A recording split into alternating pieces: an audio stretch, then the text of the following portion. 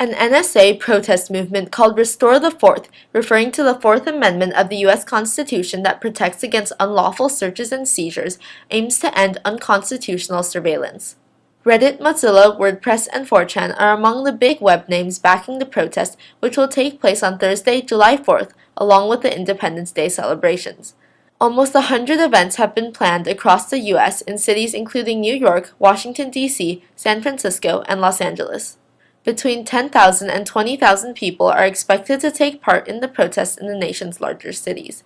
And along with the real-world protests, many websites plan to display messages of protest on their homepages. Sarah Gong, ICN San Francisco report.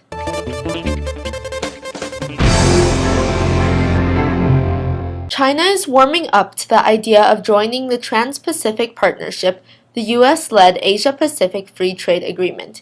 China is still researching, but a consensus has been reached on the importance of the Free Trade Pact.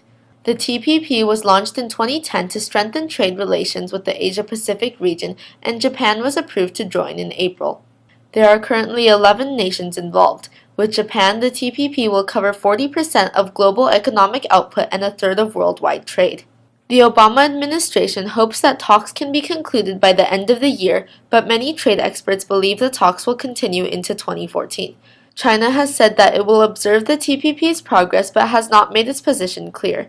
But now that some government officials are saying they are willing to research the TPP, it seems that China's attitude is changing. Sarah Gong, ICN San Francisco report.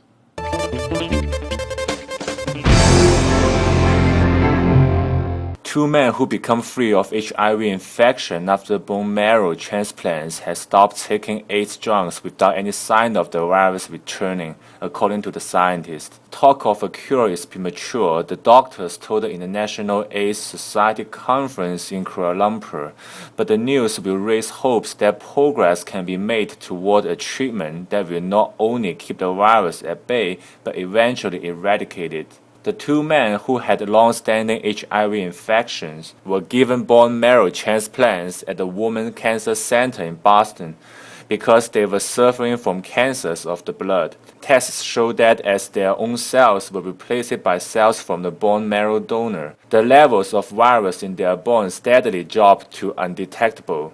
Justin Jia, ICN San Francisco.